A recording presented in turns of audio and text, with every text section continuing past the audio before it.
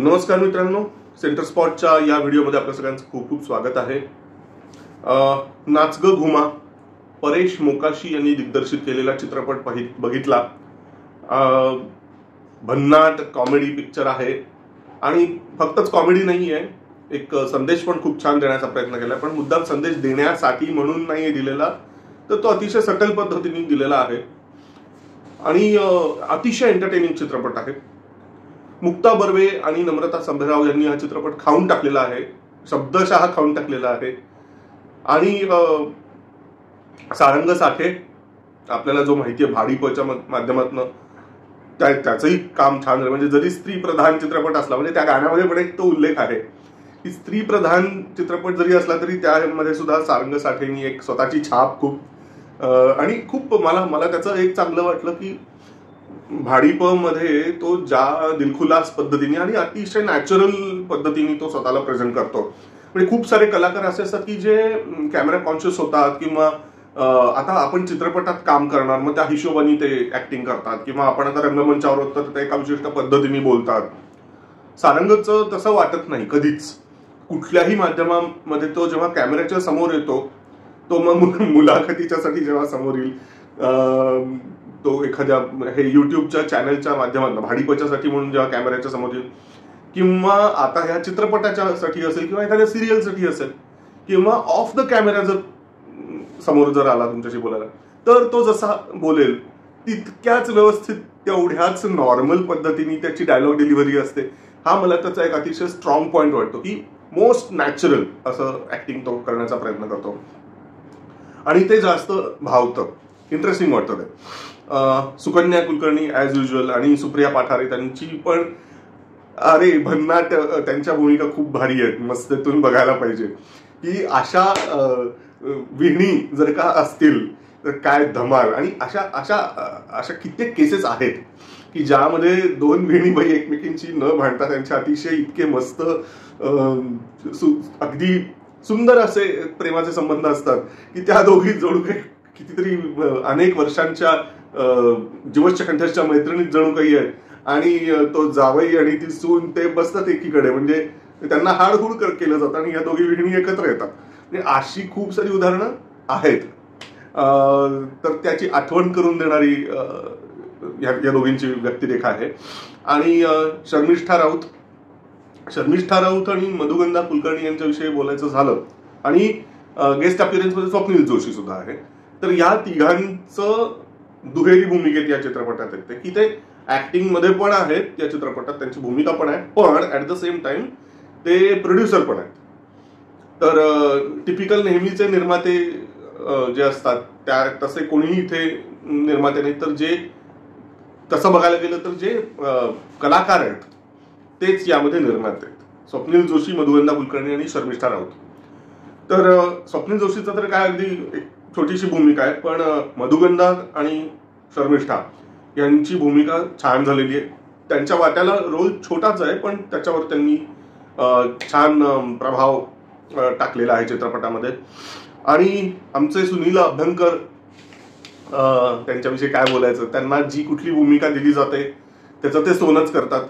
तर याही चित्रपटामध्ये ते जेव्हा फ्रेम मध्ये येतात त्या वेळेला लाफ्टर मिळवतातच, आणि अतिशय म्हणजे काय त्यांच्या वाट्याला असे काही फार भन्नाट असे डायलॉग आहेत, अतिशय विनोदी असे मस्त डायलॉग आहेत असं काही नाहीये, पण त्यांनी त्या जागा हेरल्यात असं म्हणता येईल कदाचित। म्हणजे अर्थात डिरेक्टरचं सुद्धा त्याच्यात कौशल्य आहेच परेश मोकाशींचं, पण ऍट द सेम टाइम तो कलाकार जो आहे ना, त्या कलाकारामध्ये किती ठासून कला आणि किती लाफ्टर भरलेला आहे मुळातच, त्याच्यावरती ते आहे, त्यांचं ते स्किल आहे। सुनील अभ्यंकर यांचं ते स्किल आहे की त्यांना जर निगेटिव्ह भूमिकेमध्ये टाकलं तर ते एकदम सिरियस करून टाकतील सगळा माहोल, पण त्यांना ह्या अशा फनी आणि कॉमेडी कॅरेक्टरमध्ये त्यांना टाकलेलं आहे या चित्रपटामध्ये, आणि कमीत कमी त्यांना जागा असून सुद्धा त्याच्यात त्यांनी पंचेस मिळवलेले आहेत।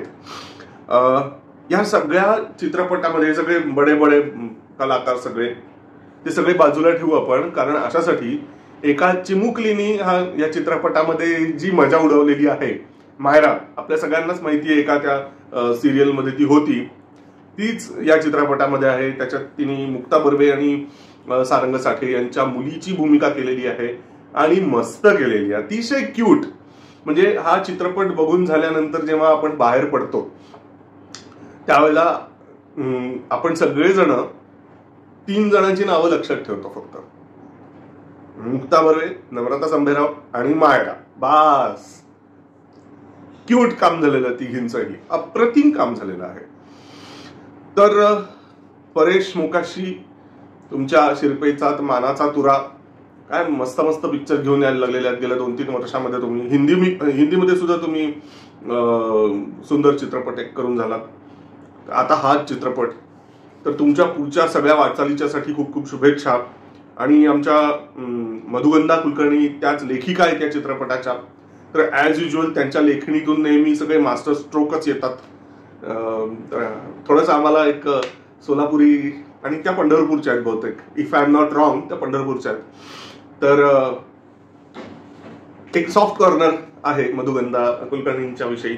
पण नुसतं त्या आमच्या एरियातल्या आहेत म्हणून सॉफ्ट कॉर्नर नाही, तर कलाकृती सुंदर झालेली आहे, लिखाण अप्रतिम झालंय. जेव्हा एक लक्षात ठेवायचं सगळ्यांनी, जेव्हा स्क्रिप्ट मस्त असते, लेखन सुंदर जेव्हा असतं, कथा बीज जेव्हा मस्त असतं, त्यावेळेला मग पुढे ऑटोमॅटिकलीच असे 7 रंग असे छान असे बहरून येतात.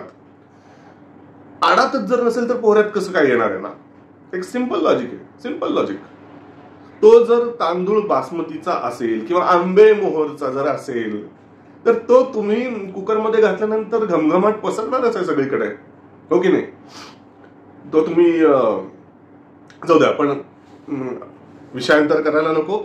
मुद्दा असा आहे की मधुगंधा कुलकर्णी यांचं सुंदर लेखन आणि परेश मोकाशी यांचं दिग्दर्शन. आता मी जे नेहमी म्हणतो की लेखक दिग्दर्शक एकच असायला पाहिजे, पण इथं अपवाद करायला पाहिजे.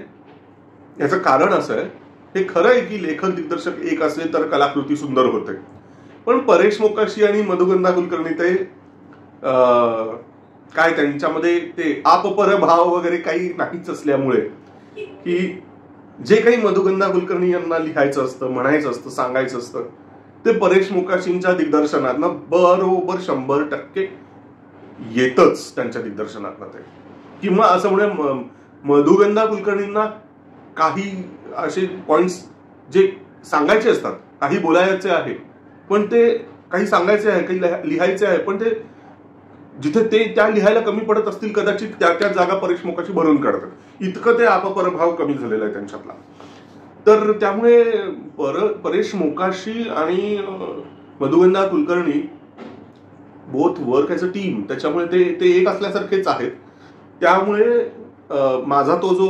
माझं ते जे लॉजिक आहे की लेखक दिग्दर्शक एक असतील तर कलाकृती सुंदर होतेच, ते इथं अपवाद तरी करायला पाहिजे किंवा ती कन्सिस्टन्सी आहे पुढे असं धरून चालायला पाहिजे की त्या एक ॲज अ टीम म्हणून त्यांनी काम केलेलं असल्यामुळे डेफिनेटली ते ज्या पद्धतीने ते उतरायला पाहिजे, ज्या पद्धतीने ते पडद्यावरती सगळं खुलून यायला पाहिजे ते खुलून येतच आहे नॅचरली.